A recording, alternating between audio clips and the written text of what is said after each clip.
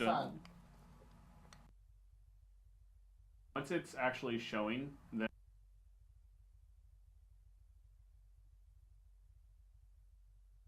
Three, two.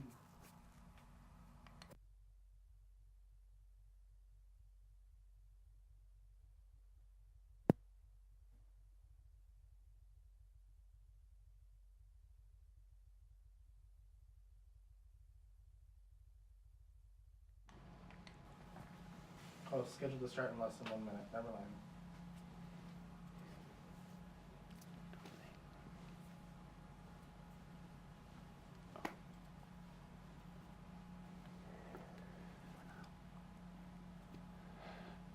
good morning, everyone, or good afternoon, depending on where you guys are tuning in from. Thank you so much for joining us for today's very special Sharefaith Academy webinar. We are very excited and know the importance of this topic, talking about children's ministry security and going into a lot of detail with different aspects of it. I'm very excited to get down to it because we understand this is such an important topic. If this is your first ever Sharefaith Academy webinar with us, welcome. We appreciate you guys tuning in with us. And you'll see here we have a player that features us up top. You should see myself and David here now. And then if you look down below, there is a chat area where you can just enter your name, or you can also connect with Twitter or Facebook. Don't worry, none of this posts to your social media, so it's completely up to you how you want to talk to us, but we'd love to hear from you and just make sure that you guys can see and hear everything clearly. And before we begin, I just wanted to introduce ourselves. My name is Zach Merritt, and I have Mr. David Choate, who is the Kids Director of Sharefaith Kids, with us today. Hey everybody, so yes, my name is David Choate, accurately done there.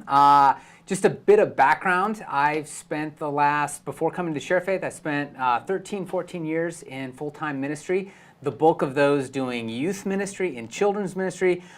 I wouldn't consider myself an expert on all of these things. There's just too much to know sometimes, but I would say I've got a lot of life experience, a lot of hard knocks. Like we figured out, don't ever do it that way again. So maybe you guys can learn from some of my mistakes and just share some of what I learned along the way. Definitely, and you know, and also I myself have about 8 years of experience in ministry as well, serving volunteer roles as a youth leader, working as well within children's ministry from time to time.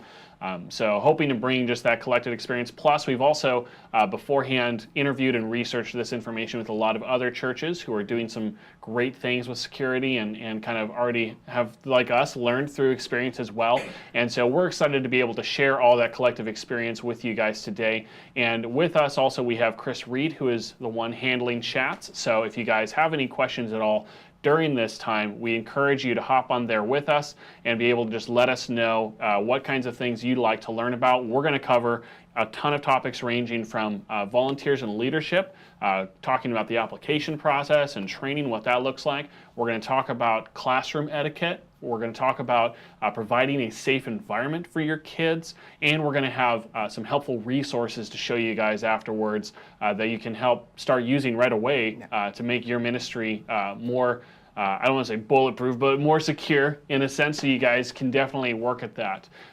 Before we begin, though, I would like to start us off in prayer, and I hope to, as you guys know, that's obviously a huge part of security, understanding that the Lord is our protector, our fortress. We can rest on Him. We are going to give everything over to Him, all of our fear and anxiety about this topic, as certainly delicate as it can be. We want to just bring everything before Him first in all we do, whether that's security, whether that's how we handle ourselves, and we're going to do that with this webinar as well. So let me do that. Father God, thank you for this time. We appreciate the opportunity to be able to share this experience that you've given us as we've ministered, Lord, to your children before. And God, we just ask that this time would be fruitful and just helping all of those who are here joining us today to want to learn and grow and just to do feel that they are doing the due diligence of them, Lord, to be able to protect their kids and some of the more vulnerable ones in our ministry, Lord. And we want to lift this time to you now. We ask that everything would go smoothly technically, that you would just give me and David the words to speak as we talk about these topics, Lord, and get into this, and that you would just be with those who are with us, that they would be open to hear and listen what we have to say and be able to apply that in their ministries as well, Lord. We thank you. We love you. In Jesus' name, amen. Amen. And one more thing I do want to encourage you to, we're going to have so much to say. I really want to encourage you, if you have anything nearby to be able to take notes with or anything, check that out and make sure you've got that ready, because there's going to be some good stuff. I know we've been real excited leading up to this. So the first thing, I'm going to turn this question to you, David. And this is a question that really I feel everybody in some role of taking care of children in your church should be asking is, what's at stake with children's ministry? Yeah, well, I would, like, the short answer would be everything is at stake. Dun, dun, dun, right? Go big. When you look at the church as a whole, parents that are deciding whether or not to attend a church, there's a lot of great ministries going on, and they might be looking at the worship service, or they might be looking at media, or they might be looking at any number of things, but the number one thing on their radar is, how are my kids going to be taken care of when I drop them off? So if you go to church and you drop your kids off and they go unhappy and they come back to you just sullen and heads down, you're like, we ain't ever going to that church again. But more than just did they come back energized and excited, a parent goes, was my kid safe and secure, right? And so if you're dropping your kids off and there's safety hazards in that classroom, or you're being met with like an indifferent or kind of off-putting attitude from a volunteers, those are things that they can be the make or break points of decision for a parent when attending a church. So I would just go, it's a huge factor in any church. Your children's ministry really sets the tone for the rest of the congregation. Yeah, absolutely, I agree, and it's just something where, as a father too, and as a family, when we went to a new church here just last year, we started attending a new church, and that was definitely one of the biggest things of our concern too. How are we going to know that our kids are being taken care of? So let's talk a bit about the volunteer side of things. All right, so with volunteers and leadership. The first thing that comes to mind, and really we want to look at when we get into that, is the application process. When you're recruiting new volunteers, what does that look like? Making sure that you guys, when we are working to recruit people, that we are, first of all, looking for people who have a heart for children's ministry, right? And then also with that, so that they understand, what the recruitment process, what the application process looks like for people who are interested, that there are there's screening involved, that you're going to do your due diligence, like I mentioned earlier, just in terms of making sure that that is being done when somebody is coming through. And it's not just like anybody who wants to can come do it. So the first thing I want to bring up with the process, because like we were kind of talking about earlier, there's multiple stages with a application process. And one of those definitely should be the background check side of things, kind of learning more about the history of people as they're coming into it. And really, churches everywhere in terms of security need to have some type of a service or solution in place to be able to conduct background checks for people who want to volunteer. Because the church is such a vulnerable area. Yeah. And you just don't know who could potentially be trying to come and infiltrate your church. And so Sharefaith is really proud to be able to offer background checks now with our new background check service with Protect My Ministry. And so that's something that we'll be looking at later at the end of this webinar too. But apart from background checks, what else would you say would be the next step then? Well, yeah, so that when I look at bringing a volunteer into your children's ministry, obviously the application process is huge. And so you're going to get the basic kind of info in there, name and address and all that. I think it's really good on that to have maybe some sliding scale kind of questions that you ask. So on a scale of 1 to 10, how would you rate yourself under stressful or unpredictable situations? Mm-hmm. And if they go, I cannot handle stress and I cannot handle anything unpredictable, that's a bit of a red flag. You're going, kids are kids, so this may not be the right ministry for you, right? Sure. So you have that application part, but then there's nothing quite like just sitting down face-to-face with a volunteer and getting a read on them as a person and just the vibe in the room. I remember once sitting down with a mother and her teenage son, and he had filled out an application, and the application looked great. And I'm like, all right, let's get some young blood in here. But the whole process, this kid he did not want to be there. He kind of had this attitude. And so finally I asked, why do you want to serve in children's ministry? And the mom answers, well, he doesn't want to serve in children's ministry. He's kind of been disobedient lately, and this is like his punishment. And I'm going, oh, wow. No, man, that's not why you serve in children's ministry. No. I know that's an extreme, but on the flip side, you also can sit down with someone and you just hear their heart for kids, you hear their background, and you go, you are absolutely what we want in children's ministry. And having the right person in the right role, that goes a long way for safety. Definitely. Well, and I think too, like as you go through the background check, like you mentioned, those types of interview questions that are kind of more, I've heard the term behavioral interview questions, kind of hearing how they respond in different situations and what their interests are and things like that to help kind of gauge their person or their personality and who they are. And it's like we talked about, like background checks are kind of a picture of who their past is in a sense, or at least what's been caught so far, right? But then the interview can reveal who they are now and a bit more about like what they might be like in a classroom situation. That's good. And it's also great to just like take them through as you're doing an application and kind of walk them through, maybe a classroom on a day off from the church or something like that. Bring them in and kind of let them see the environment and stuff like that, and kind of get a sense of what it might be like, just so that they understand too. Like, yes, this is what I want to do. For those doing it. But so then on the security side of things, though, kind of coming back to that, the next thing that I want to bring up is the training aspect of it. And so you've got volunteers, let's say they've gone through the application process and everything's been great so far. And so now it's a matter of getting them ready to be able to handle situations that might come up.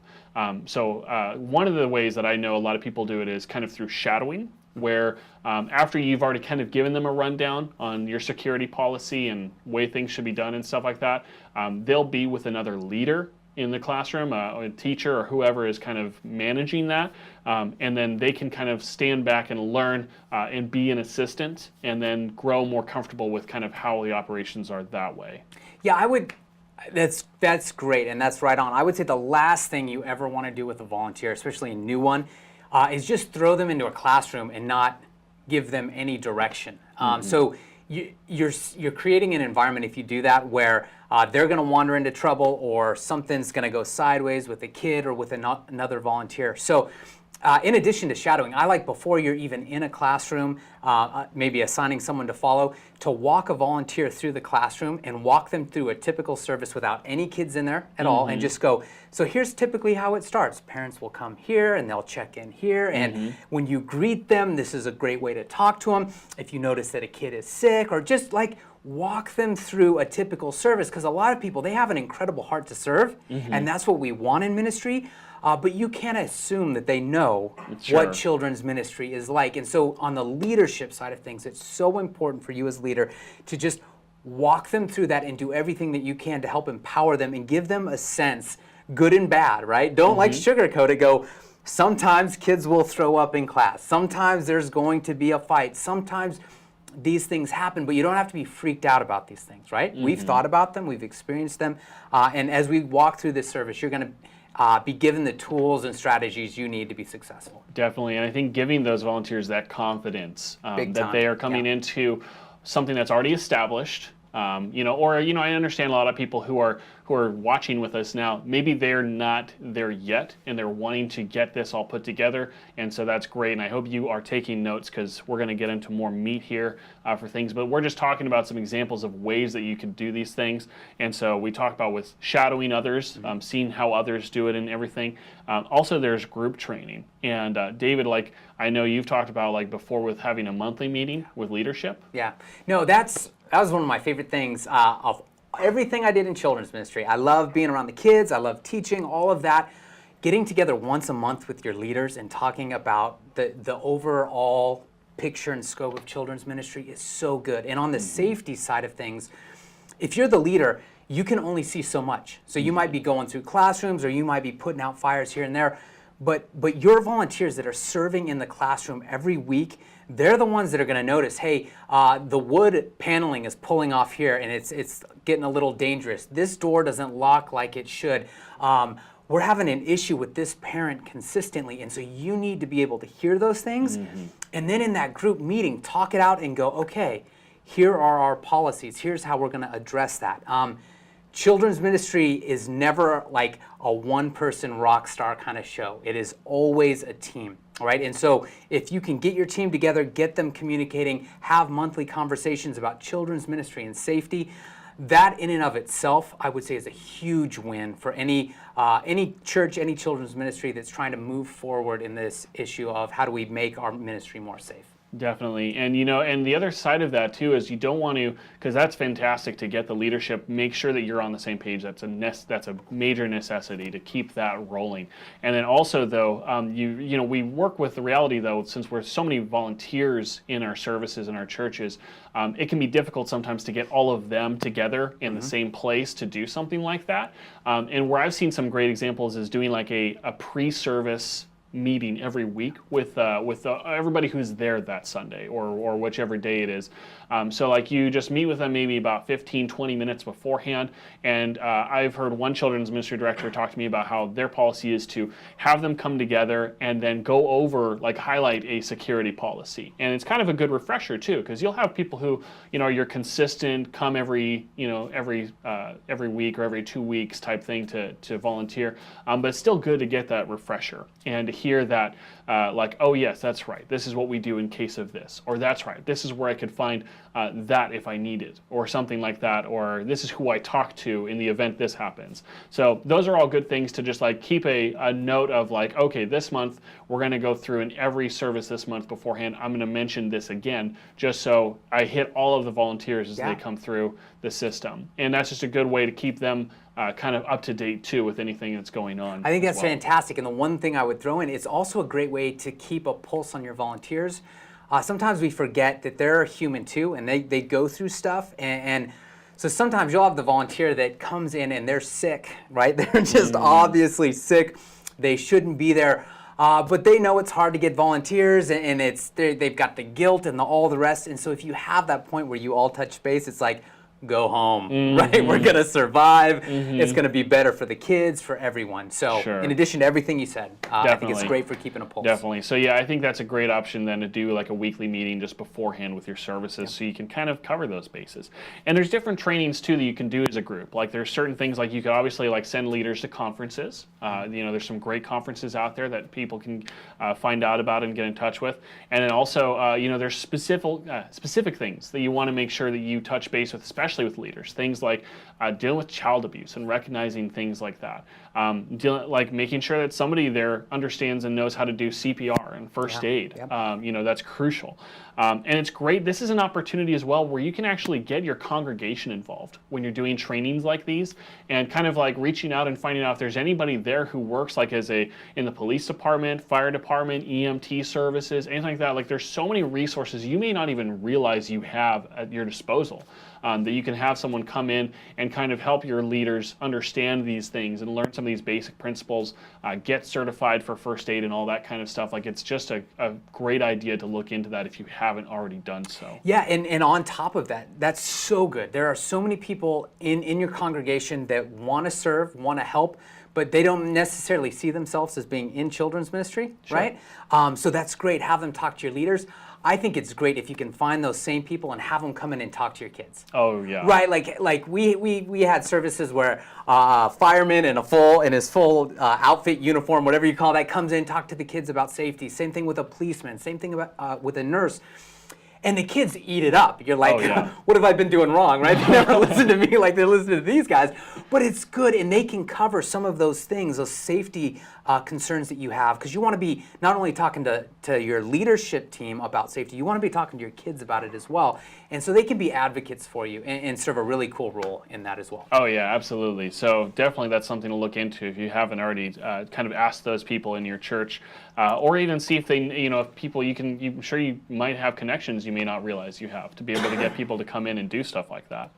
And then so moving on though, so we've talked about the application process, we've talked about training. Another huge thing that some churches might take for granted sometimes is accountability in the classroom, and making sure that you have at least 2 volunteers or 2 leaders present in a classroom together. And why is that so important? It's important for both the volunteer and the child, right? So you never, just to be safe, you never want one adult alone with a child, ever, right? You don't want that situation. But then on the volunteer side of it, if there is a false accusation that's made, then they're left without any protection either. And so it's just a solid policy for both the children and the volunteers themselves. And then as an extra layer on that, and we might get to this later, but having some people whose job is nothing other than to float around your children's ministry. They're not assigned to any classroom. They're not locked in. They can just go around and be popping into the classrooms. It's just another kind of level of accountability where if I'm a volunteer in a classroom, I go, I know that this deacon or this volunteer or this other volunteer is going to pop in 1 to 2 times during service. So Sure. I'm never alone. I'm never isolated. That's not how we go about children's ministry. Definitely. And like you said, like having someone come in and wander around, there's so many layers to where that person becomes such a helpful advocate in those situations. Also, another great thing is making sure that there's clear identifiers for volunteers. And I'm talking about something that they can have. I know in my ministry, we actually get t-shirts that has, has like a name of our church and it says kids on it. And I never got those. I know. We're fancy. We're fancy. We get our own shirts, and they're all the same color, and it's just so like, and again, like it's that thing where when somebody comes in and they immediately know who they can talk to. If there's a problem or anything arises, they understand, and volunteers can recognize each other as well. They know, okay, this person is here as well doing this, and it doesn't have to be a shirt. Could be a lanyard. Could be a name tag. Could just be something that's just visible. And just to jump on that, the reason why that's so important is that, let's say I drop my kid off in a classroom, and I come back to that classroom later, and I see my child sitting next to another adult, and that adult isn't marked in any way. They're not wearing a lanyard. They're not wearing a shirt. My mind starts racing, and I go, who is this guy? Who is this girl? What's going on here? But if I see them and they're clearly marked as a volunteer with a shirt or a lanyard, then I go, okay, this person has gone through the background screening process, all of that. It puts parents at ease. And I think that's another big part of the safety conversation here is if you're doing it right, parents are at ease to the whole process. Absolutely, and I think that's something to take note of. If you're doing it right, peace of mind is had. Exactly. From every party involved, volunteer, parent, child, everyone has that sense of like things are okay, and that's important. We talked a bit about with leaders. Now, leaders could mean various things. Leaders could mean the teacher in the classroom. Leaders could mean the children's ministry director or the senior pastor or whoever might be kind of an authority or somebody who just knows what's going on. And it's important to have those people who are kind of like the designated leaders, that volunteers who maybe aren't as familiar or aren't as savvy on things or new people or whoever can go to and understand like, okay, this is the person that I can speak to if a situation arises or who will know what to happen if an emergency takes place. Big time. And there's all sorts of different ways that you can pick a leader, and I don't know that there's ever a clear cut kind of like this is your checklist, but a few things that I would say on it that I found is one, my best leaders always tended to be parents who had kids of their own. Right, that just saw life from the perspective of protecting and caring for a child. And then also I would say with the younger volunteers, one of the things that made it a little more tricky to put them in a leadership role is that there's some times where they can make choices that just aren't always, I don't know the best way to say it. They would just make choices sometimes where you're like, oh man, don't you understand that this is a young kid and how that could get him into trouble? And so anyway, looking for those people where you go, they have some life experience, they have kids of their own. I think that makes a great opportunity for any leader in your ministry. Definitely. And and there's things that like we talked a bit in the past too when we were talking about this with the leadership side of it, like what needs to happen if, like, one example would be like a conflict arises. Okay. So let's say, and this is a common example and a big thing where churches have to be careful of, is let's say there's a child with divorced parents. Yeah. And stuff happens all the time with that. There can be custody battles, there can be fights over who the child should be with, and one parent brings their child to service and the other parent knows about it comes and tries to get their child from service, and a volunteer won't necessarily know offhand, like they may recognize the parent even and go, oh yeah, of course, that's so and so's mom or dad. But like having an understanding of like what leadership kind of policies and stuff like that with who's going to be handling that. And I think what you bring up here segues into a bigger topic, because it's not just divorced parents. How would you handle that? It's the same kind of situation you could run into, like, well, what if a younger sibling comes to pick up a child? Do you allow a teenaged sibling to pick up a child? Do you allow a friend of the child? Do you allow a friend of the family to pick up a child? And so I would say in the broader context, it's going, what is your church's check-in policy? Like how do you handle that? What is allowed? What isn't? And in our minds, we go, well, it should be simple, right? You should just drop off a child and then pick them up, and if it's family, it's all good. But the moment you have one of those situations occur where you have a parent that doesn't have custody picking up a child, and then the mother or whoever it was that dropped the child off doesn't know where their kid is, you have a full-blown crisis going on there, and that's never a position that you want to be in. So outlining and having clear understanding of what your check-in policy is crucial. Definitely. And so, that kind of leads into another thing, though, because, obviously, children's ministry, we come into it bright-eyed and bushy-tailed. We're like, oh boy, sure. I'm going to be able to play It's all going to be rainbows and roses. It's going to be dodgeball and popsicle stick crafts for days. They're going to love me. Everything I do, I'm going to change lives. Exactly. Yeah, no. Kids are going to get saved, and you're we do and some of that. We don't want to downplay. No. And that's what I'm saying. All of that stuff is good, because that's what we hope people see, sure, right? Sure. That's what we hope they see from the children. But the reality is, there's times that are going to come around that volunteers are going to feel beat down over something. They're going to get anxious over stuff. They're going to maybe feel a bit lost at times if something comes up that they're not really fully prepared for, as much as we do our best to get them prepared for those moments. How do we again, this is an important thing for security, though, too, because you mentioned you want to keep a pulse on your volunteers. Yeah. What do you do against that anxiety side of it, or hard-heartedness that can come around from that? Okay, so if your children's ministry was anything like mine or some that I've served in, you never have enough volunteers. You have some core volunteers that are spectacular, and if you had it your way and you're very, very selfish, you're going to schedule them every week over and over in the same classroom, and then anytime there's an extra event, they're your top choice. The problem is they are going to burn out, right? They're going to get frustrated. They're going to start getting hard-hearted towards serving in ministry, and it's not going to just be with them. It's going to bleed into their marriages. It's going to bleed into their families as a whole, because it's going to just take over this large portion of their world, and you're not going to give them any outlet to get away from that. And so in our ministry, it was huge. You have to go to church multiple times a month if you serve in children's ministry. You have to attend the adult service with your family, and that is mandatory, right? So if you stop doing that, then you stop being a part of children's ministry. And then also in it, it's going, and I mentioned it before, your volunteers are people. And so if you're in that leadership role, every week you need to be touching in with your volunteers, touching base with them and going, hey, you served on Sunday, how did it go? Right? So that was a part of my role leading a children's ministry, was every week sending out an email. And I would do personalized emails to the team. I would try to walk through the classroom and just take notes, ask them questions like, hey, what are you doing on vacation, or what's going on with the kids? And then those personalized emails would just say, hey, you brought up that your family's kind of feeling like they're not connecting, and that you're wanting to really get away and take a weekend. Why don't you just take next weekend off? Yeah. I got you covered. I'll be in the classroom. And so it's a bit of like policies that keep them safe. You're always going to church, but then it's you as a leader really going, I am the shepherd of this flock of children's ministry volunteers. My job is to make sure that they're equipped, that they're trained, that they're also healthy and safe, and that's working like it should.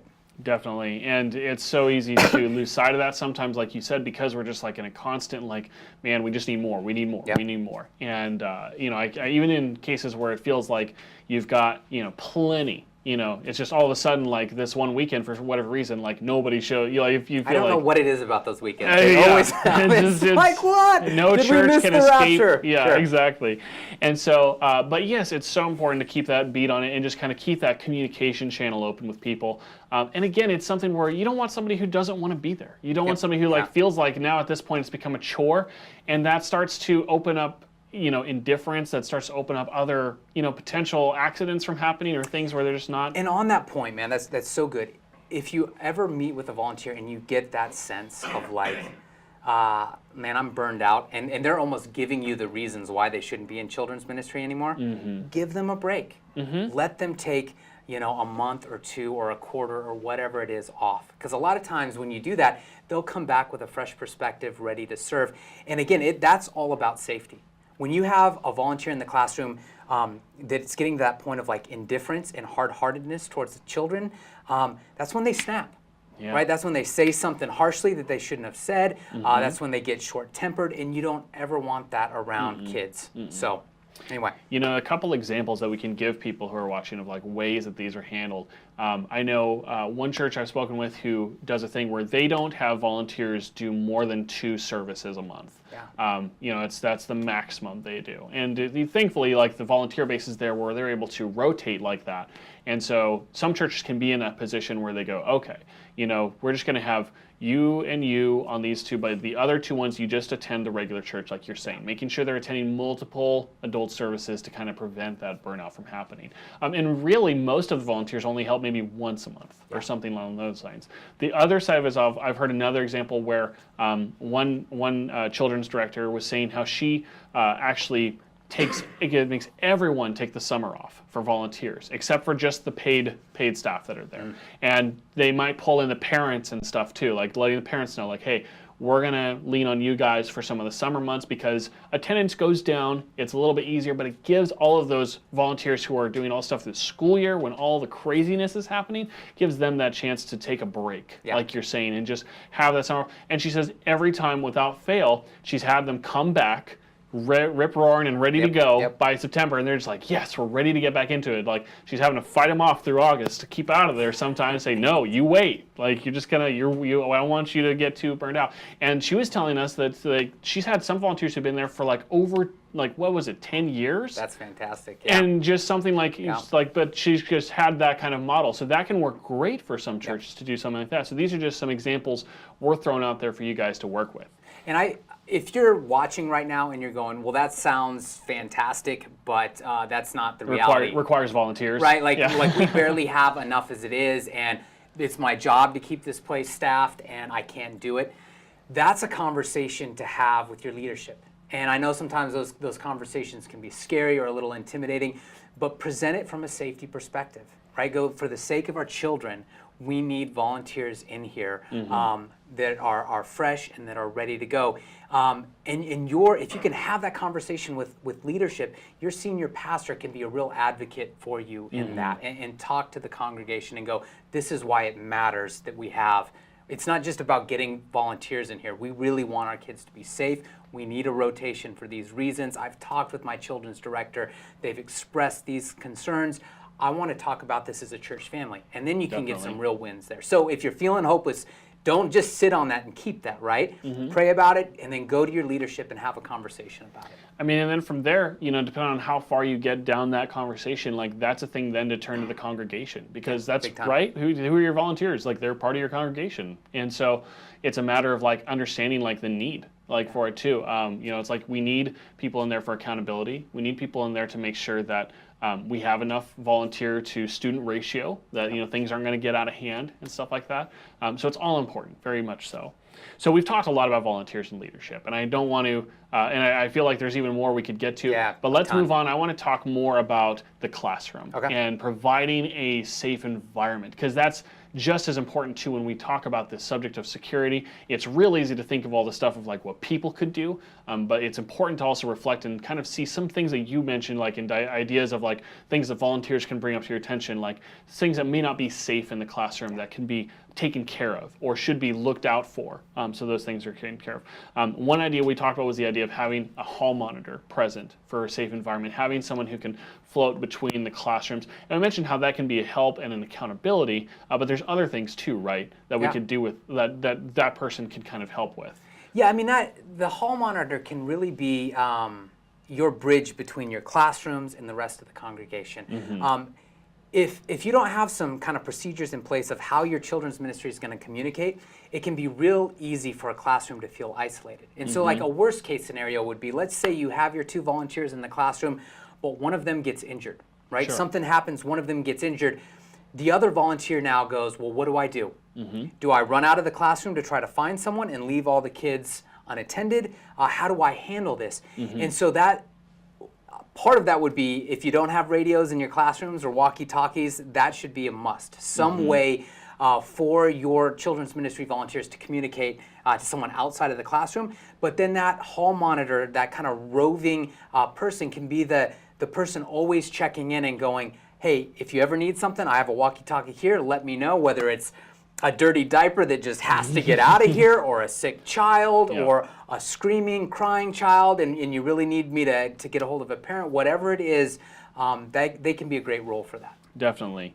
And another part of that too is the bathrooms, right? Bathrooms are notoriously known for just being one of the most dangerous areas where people like predators or anybody who would be lying in wait for a child unaccompanied to come and do something like that. And so I know at my church we have a policy where the hall monitor is the person who escorts anybody who needs to use a restroom. They kind of just do around in the class, and so we'll, as a class, we'll announce like, hey everyone, so and so is coming by to take you to the bathroom. Does anybody need to go? So all the kids can know, like, oh, it's time to go if they need to. And then they are all escorted to the bathrooms there, and the monitor can check those and then let the kids go in and just wait outside for them and bring them back to the classroom.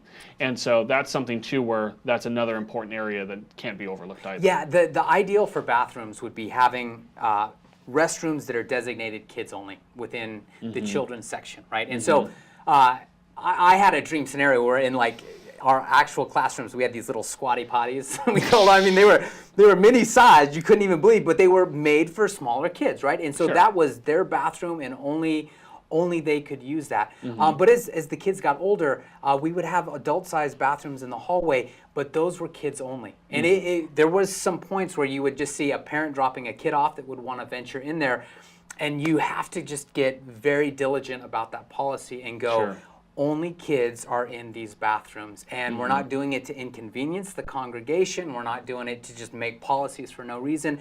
We just value the security of our children as a premium. And I think the more that you, as we get into these policies, the more that you communicate, this is about safety and this is about how much we value our children, those things then resonate, right?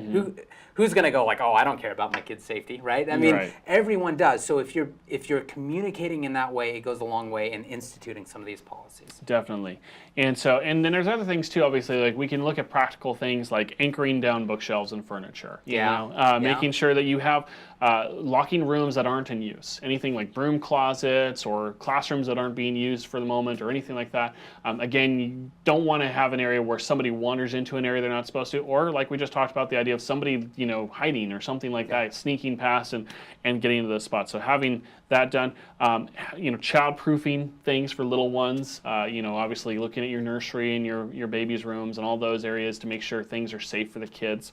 And then also like things like having a lockdown procedure. So like if something comes up and like, if heaven forbid somebody comes in with a weapon or something like that, or if a fire breaks out or something like that, like having a lockdown procedure, having an emergency exit strategy, and I think conveying that to your leadership in the children's ministry wing especially. Obviously it's good for all the volunteers to have a run through it as well, but just doing kind of like a regular check with their leaders to make sure they're all familiar with where those spots are too. Yeah, and if you have those monthly meetings with your team, that's a great time to kind of review those, right? You should hit your lockdown procedures and your evacuation and all that the moment you bring a volunteer on board. But it's like anything, right? I mean, how many of us on our first day of the job got a bunch of training and then you have no idea like months later because there's so much going on. So it's good to refresh those things and just routinely come back to them. Definitely. And then also cleaning policies. Yeah. So this is a big one. I remember in our toddler and nursery area, you don't realize it if your kids have grown up, you forget that babies spend a lot of their time with just their face down in the carpet, right? I mean, that's how they're living. Kind of like those sponge fish on the bottom of a fish tank. Right? All right. Anyway, that's probably a bad analogy. Sponge fish. But anyway, they spend so much of their time just face down in the carpet. They're licking every toy, right? All of that kind of stuff. And so you go, are you cleaning your toys? And we may not think of that in our own homes, but in a children's ministry where bunches of kids are rotating through, what are you doing to keep your toys clean? How often are you cleaning those carpets? How often are you deep cleaning those carpets? Like, what's your policy for cleaning the changing table, you know, where diapers are changed, all of that kind of stuff that you take for granted. There's some real kind of health concerns there. And so just walking through every aspect of a classroom and talking it through, I think it's very important to take the volunteers that are in that room serving all the time and go, hey, if I haven't served with kids in a while, sorry, I just touched my microphone. I'm getting a warning. Don't do that. If you haven't, if you haven't walked through your classroom with your volunteers in a while, do that. Right? You did it on day one. You walked them through. Now have them walk you back through, and then go ahead and let them tell you about the things that are coming up. Let them tell you about any safety stuff, any cleaning stuff, any of that that's coming along. And they'll do a great job. And I think it's important too, like that's the thing where roles come into place. Like, because you talked about like, well, you know, do we do this, but also who's going to do this? Because that can be an issue where some churches, they rely on their deacons to do it. Some churches rely on the volunteers in the kids' classroom. You know, it could be a mix of both. But just something where it's like clearly understood, like, okay, this is my week for making sure all of the toys are cleaned, you know, or whatever area I'm in charge of. So having that laid out can be a great thing to do too. And you know, it's like asking yourself the question, if it was your kid, would you have a problem with them being there? Yeah, sure. Like if you were to look at it, and I know like that was something I've talked to my pastor in the past about it. Like we, you know, at our previous church, my wife and I, we had a little one who was an infant at the time, and we brought them in, and there was an issue where there was light sockets that weren't plugged up and stuff like that. And it was a thing where we brought it up to the pastor's attention, and it's just a thing where, like you said, like it's just something you don't think about necessarily. And then it's just like, oh my goodness, you're right, and it was taken care of. You know, it's just a thing where that's a simple conversation can take place a lot of times. And that's a great thing too.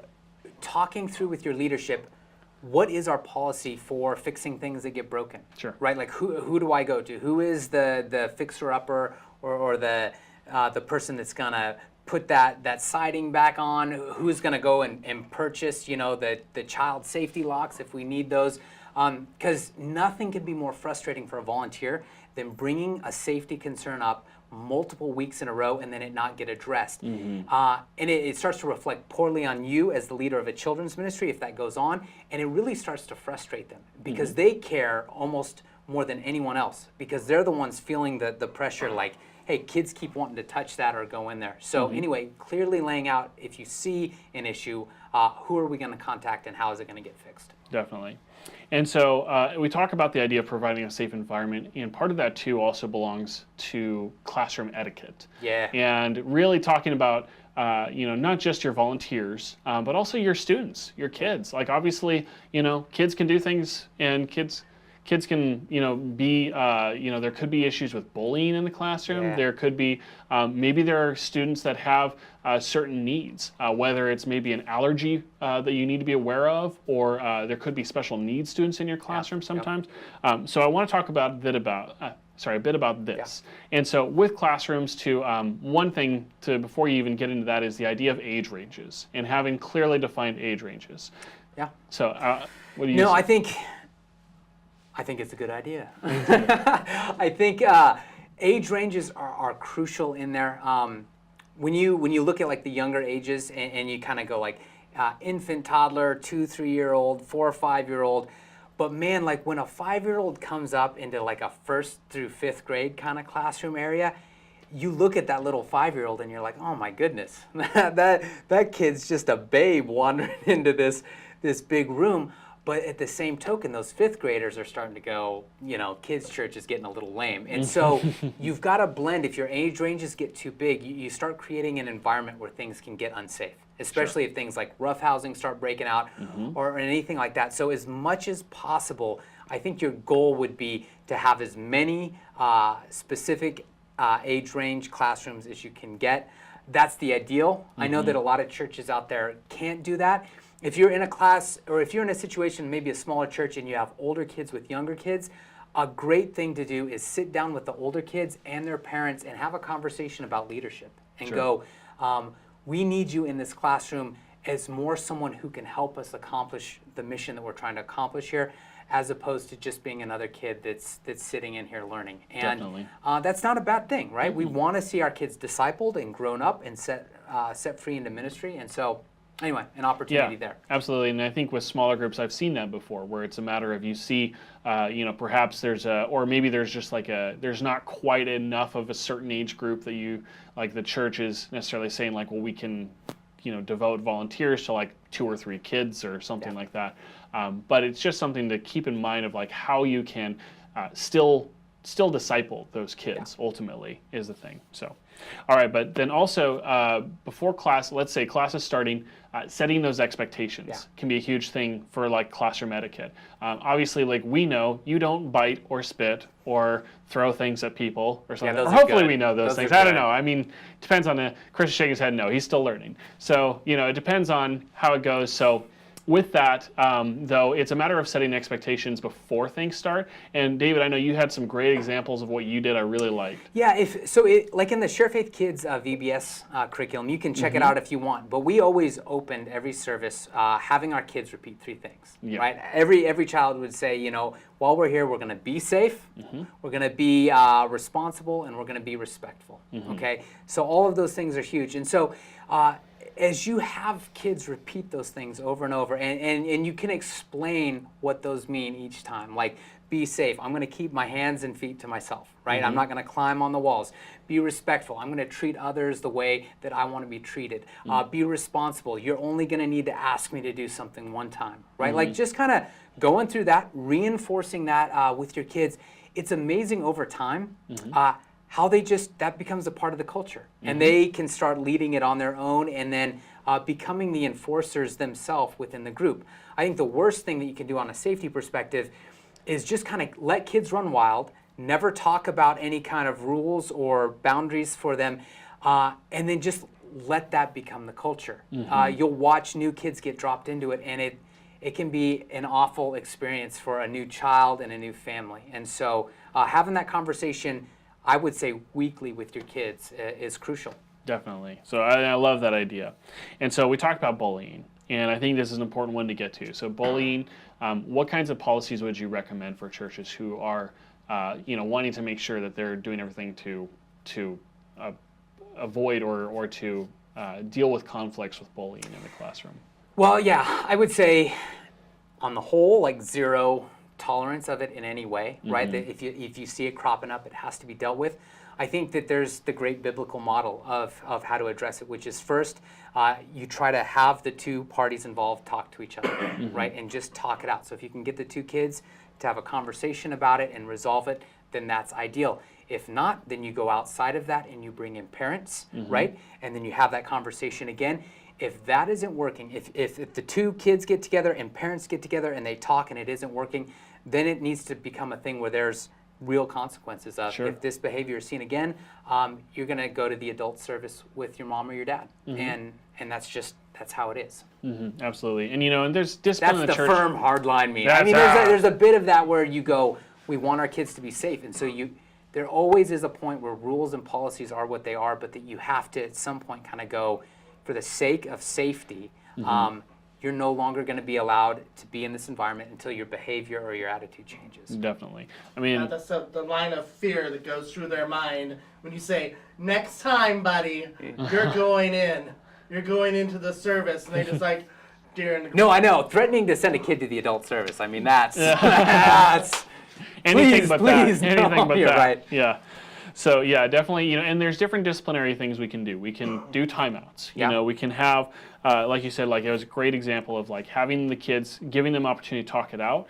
And obviously, like we want to demonstrate a model of grace in how we handle any situations where kids are acting up or doing stuff, because we understand like there can be issues that are outside of church that are surfacing in the classroom. And so keeping a mindset of these are just kids, even teenagers. As a youth pastor, I can say even teenagers, like it can be tough sometimes because you feel like these kids should be more in control, more responsible selves, but hormones are raging, so-and-so just got dumped last week, and they're, just like there's stuff that's like going on in their lives too that's the end of the world sometimes. Well, now I want to bring it back around. I gave you hard line, Dave, when to boot them out. All right. The other side of this equation is that there is never a kid that's showing big emotional behavior issues that there isn't a backstory, right? There's not kids that just decide to come in and be bullies and and do whatever. And so there's always something going on at home. There's always something going on at school. And so keeping that heart of grace, you're so right on in that to go, before I send you to the adult service to that barren wasteland, I'm going to have a conversation with you. Where there are no snacks. Right? There's no juice cups in the adult service. There's no animal cracker.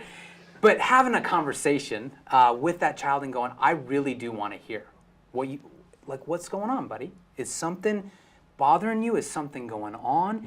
And if you hear something where that little kiddo is struggling and they need help, then that as a leader in ministry, that should be your number one thing, right? That's where you get the chance to be Christ to that kid and go, well, then let's sit down and talk about this. Yeah, you know, and giving the kids the opportunity to repent, giving the kids to come back and do things where if they do anything to disrupt the class and it's been an ongoing thing and you've pulled them aside, you've talked to them, you've kind of helped them kind of work things out and stuff, bringing them back and giving them a chance to apologize or to do something and allowing them to kind of like rejoin the group, in a sense, when that kind of discipline maybe has to be taken and then in bringing it back full circle so that they don't feel the sense of like, man, I can never go back there. And that's good too, man, because church in any context should be family. Yeah. Right?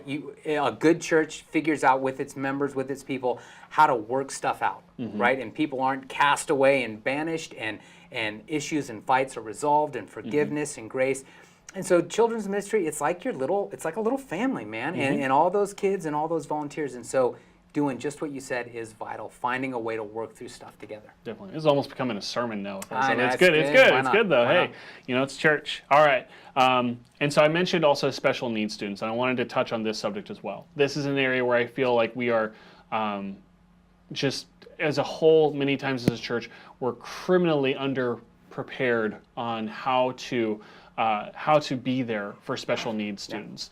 And I think it's so important that obviously we many churches may not have special needs students in their care, but it still want to be aware of it because there could be a day that somebody comes and brings their child who has special needs, something like that, and you don't want to be in a position where you're not familiar with helpful ways to be able to be there for them and assist them, and again that aspect of making sure that they feel included, and also making sure still about the bullying thing, because children don't understand when someone's different, when something's going on, and they could target something or they could get upset over the fact of if they feel that someone's getting special treatment. But so I just wanted to touch on that real quickly. Yeah, and I would go, that was one of the most humbling experiences that I had in leading children's ministry, is when we had a lady come in and give us a talk about special needs children. She worked in our community and just served families with special needs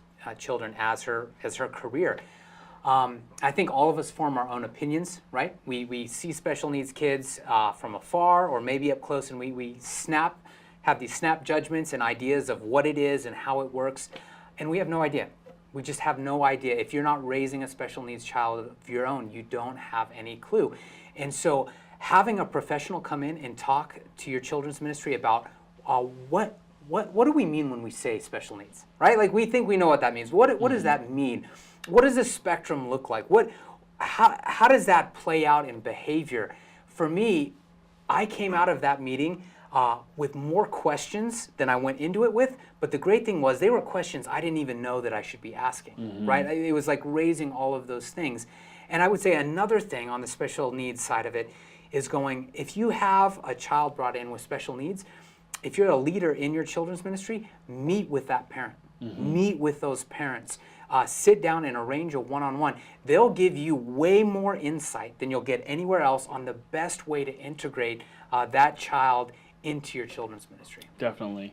And it's a thing too, like we talk about the idea of keeping our flocks safe as shepherds, and the idea of and we know too, like for those who do the research stuff, like special needs students are targeted a lot of times by people who want to manipulate them, who are subjects of abuse and stuff. So it's something where those are just major things that we need to be aware of going into it, and not be ignorant of those things. Yeah, I just talked this last week with a local church, and they established for that a buddy ministry, where it's basically a one-on-one kind of thing, where you have a group of volunteers that will be assigned one volunteer to one special need child, so that they really are being poured into and just cared for through the whole service. And you know, and in my church too, you know, I recently was assisting in our first grade class, and one of the students had special needs, and so they made sure to include another volunteer in there with us. And it was a thing where we were doing that. We were still, you know, obviously the student was still part of the classroom, still joining in all the activities and worship. Everything was that, but we just had someone with her at all times to make sure that she was being taken care of, and that she was understanding, you know, doing our best to just kind of like make sure that she didn't feel overwhelmed by anything, and just being there for her. But you know, it's good for us, and sometimes we would tag team a little bit, and you know, so I got to spend some time with her, or the other volunteer did, so it's good. I would say big picture, and you've already said it before, a good safety policy always protects the weakest and the most vulnerable. And so if your church isn't thinking about special needs kids, you're not thinking about safety right. You need to like go to where are we most vulnerable, where's the greatest need, and we start there and then we build out. And so I'm just going to go ahead and kind of segue that to start wrapping some stuff up, because I know we are getting real close to the end of our time, and there's so much I feel like we could go on even more about. But I wanted to make sure that one of the things I bring up, because there's so much information we're talking about, so many different facets of children's ministry where you might be looking at it now and thinking, gosh, like I don't even know where to begin. Like there's so much to do. And my encouragement for you would just to be to start somewhere. Yeah, and there's a saying that we wanted to make sure we use because we were thinking about it. It's the idea of don't let perfect, the idea of perfect and what you think that should be, keep you from good. Yeah. And so the idea of like, if it's not, maybe you don't have all the volunteers that you think that you would be ideal for the situation. Maybe you don't have the facilities or the budget or whatever it is that gives you the ideal picture of, Alcatraz or whatever, keeping everybody in line. No. But, just the idea of like having surveillance, all this stuff, it's not about that so much. It's, obviously like there's things that you could constantly kind of keep an eye out for and ways to improve, but reality is starting somewhere. You don't want to let that vision keep you from starting and getting, plugged in and just finding these first steps to start making things more secure. And so one of the things I was going to do for you guys real quick, I'll move over here, I'm going to grab my computer real quick. And Chris, if you want to switch over to my screen. Close this down. So I wanted to show you guys, I mentioned earlier how we are very excited to be able to partner with Protect My Ministry, and they are offering Sharefaith Ministry background check service with us for our members. So this is just to show you an example of something that Sharefaith is doing right now in terms of looking more at security and making sure that you guys are able to do more with your due diligence. And this is just a nice, easy way to do this. Now this is, if you are a Sharefaith Kids member or with Sharefaith Complete, you've seen this before. This is our Sharefaith Teacher Scheduler. And so within this system, you can see our list of teachers here, and we've included a new background check option that's very easy to work with within here. And I wanted to show you guys an example of how this looks. You can see submitted background checks through here. These gray shielded ones means that they've been submitted, but we're still waiting on them. So they could be in progress, or something's just, they're not completed yet. And then there are completed background checks here with a green shield. And so what this does is we can view the results, and it'll actually give us a report right here that we can look at and kind of see what this result showed. So we can see it's very easy laid out for us to understand. There's no records on it, but there is an alert here for a national search, so we can kind of see different things that are going on. Maybe a discrepancy, or like we see here, there was an instance that happened with this person, and kind of the information that's allowed to us through the national records on it. And so you can go through here and see different information. And again, this comes back to kind of what we started with, of doing your due diligence and understanding who is signing up for your volunteer ministry. Now this person, there is a felony. There is stuff here that this is coming up for, and this is just a test one, just to show an example of what this would look like. So this would be an important thing where if something like this comes up and you can see what type of felony and stuff it was, you can understand if this is someone you would want to go forward with still interviewing. If this is a long time ago and you go, okay, it's been a long time, they've paid their debt to society, what's going on with their lives now.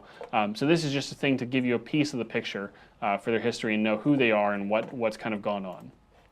But now in here too, so if you don't have one already, it's really simple to request a background check. You would just click this link down here. And so I've got David listed here, and he seems like a nice guy, like he's all right, I don't know. But I'm gonna go ahead and click on this to see what comes up. And so you can order your background check right here. And once I hit get started, it's actually gonna throw me over to a screen here. Oh, actually I'll show you the first screen. So I'm going to get started, and this is where I would plug in all of the information on them. Now, I can go in and just simply put in their name and email, and then click this to send them a link to fill out this application, so I don't have to do it all myself, which a lot of people would probably choose to do. And then once you're at that stage, you can choose what kind of background check you want. And if you don't know what kind, there's different. There's a map here that'll show you based on what state you live in, which background check will be best for you. And so this is just to show you guys an example of what we have available with Sharefaith Ministry background checks. And this is an additional resource that you can get that can tie right in with your Sharefaith Kids account for the background check side of it. So that's just something we want to show you guys, make sure that you're aware of, that this is now something we just launched it last month, and already we've been getting quite a few people signing up and using the service, which it's great to know that it's helping out. So, all right, I just wanted to show you guys an example of that dashboard real quick so you can see that an example of what that looks like to get a background check from them. And just in case anyone's wondering, that was a pretend background check, right? That was a okay. So we weren't letting anything. Don't worry, we ran the real one before he started, so it's okay. He's good. So, but anyways, so we have the Sharefaith Ministry background checks. Also, just some other resources that we'll make sure to include in our follow-up with you guys. So you'll get information from us. As promised, you guys will get an ebook from Sharefaith, which David was a huge part of helping put together. 10 questions every ministry needs to ask themselves as they are looking at the security of their kids' ministry. Yeah, and I would really recommend with that ebook, if this webinar has been something that's generated some thoughts or some concerns or just anything, you're looking at your children's ministry in a new way, go through that book with your team. Just 10 simple questions, and some of them you might go, I got nothing. We've never even discussed this before. That's a great starting point, right? Sure. Better to kind of just face it head on and then go through. There's a lot of great resources in there, ideas, links to different places where you can just get some resources to help you really make it safe. We also talked about check-in and stuff, and we actually do have a partnership with Alexio, a church management solution. So we'll include a link that'll give you guys the option to do a 30-day free trial with their service if you want to check that out. And then we'll also provide some other resources as well. There will be a link to a replay of this webinar. So if you came in late or you went like, man, there's so much good stuff, but I might have missed something, or I want to share this with my team, undoubtedly because David's such an awesome resource of knowledge here.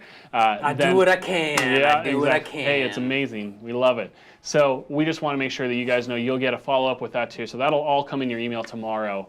And with that, I want to open things up. So if there's been any questions that have arisen that you've thought about as you're going through this, or you want to pick mine or David's brains a little bit more on the subject, whatever it is, doesn't have to be, it could be about the background checks or the software, it could be about the topic that we're discussing and any of the things that we mentioned, or maybe something that we didn't get to that you would like to know more about. We'd like to give you guys just a few minutes here before we wrap things up to do that. Chris, has anybody been chatting? I have two separate people ask the same question. Okay. All right. So Don't mess it up. Are background checks only available to people in the United States? Yes. So with the background check solution that Sharefaith offers, it is in the United States. If you want to, we can get you in contact with Protect My Ministry, and there's a possibility we could look at things where it's like possibly Canada and maybe some other regions. But as it is, the service that's included with their membership, it is just the United States. But it's all 50 states and counties within the state as well that you can get to. And they offer different packages based on your needs and your location. All right. Is there an additional cost for the background check? Yes, so the background check service is through Protect My Ministry, but integrates with Sharefaith. So there are two different ways that you can sign up for it. You can do a yearly background check service for $2.99 a year, or you can do monthly for $29 a month. And what that does is that includes all the services and fees for them to actually do the research and run the background checks for you on your behalf, and you can submit everything online, and the Protect My Ministries team will handle things for you through there and then get that report back to you. And you can also ask too about what other services all come with that, but those are all included with it. And then you would just pay any fees involved for mandatory county fees and state fees and stuff like that per background check that you order. Yeah. All right. Yeah, there's also additional fees that Protect My Ministry does charge for packages when you order like a package of background checks. So yeah, if you want to, you can order bulk packages of background checks, which can save you, can save you some money in the long run. So if you know, hey, I'm about to go through and do a complete background check audit, and it's good idea too with background checks to do them on a recurring basis for volunteers to just kind of make sure you're keeping things up to date, especially if you're a bigger church. Yeah, big time. And you may not be necessarily connected with everybody on their lives outside of Sundays or whenever they're doing their services. So it's always good to have that available, and then you can just know, like, hey, I'm going to run 100 background checks through this thing. You can buy all those in bulk and then be able to get that taken care of. Even my church is about 800 people. That attends on a weekly basis, but we have over 100 volunteers in the kids wing alone. And so with something like that, we know, like, it's good for us to be able to run a large amount of checks at once each time. All right. Great. Oh, he's acting like maybe Where there's can another I one. find more information about background checks? If you want to learn more about background checks, with Sharefaith Ministry background checks, you can go to sharefaith.com. Under products, we have background checks listed as a menu option. So be sure to check that out. And then also, if you'd like, you can reach out to our team and we can connect you with Protect My Ministry, who's the ones handling the service. And we will be sure to get any questions that you guys have answered about that stuff. So, but ultimately, what we're doing today is we just wanted to make sure that we brought information that we were like, you know what? Not every church may know these things. Not every church may have had these experiences yet. We want to make sure that you guys know, just some practices, some tips, some advice that we can give you guys just from our own experiences and from experiences of churches, all different sizes. I've been in churches, less than 100 people. I've been in churches like I am now. We have about 800 people. And so that's a pretty wide difference in variety. But you'll notice where, there can be a lot of the same things still that are in that realm of security that need to be addressed or need to be taken care of, and how different churches of different sizes handle those things. So it's always good to kind of get a full spectrum of ideas of what you can do. And, that's another thing too. Your church may not be very big right now. You may be starting out, or you may be really small and you're looking. Every church is always looking to grow, though, to be able to grow and expand. And so it's important as you lay out a security policy and a plan for this stuff that you are proactive and you look ahead, to the next 5 years or so, and where you expect your growth to be at and where you're going to want everything else to be with it, where you're going to want your volunteer base to be, where you're going to want your kids ministry resources to be, your facilities, all that stuff, and keeping security in mind through each of those stages. That's good. I had some people ask where the ebook was. The ebook is going to be emailed out to everyone. So if you, it's so good. It's oh so man, good. be looking forward to that email. I wouldn't leave your keyboard or your phone.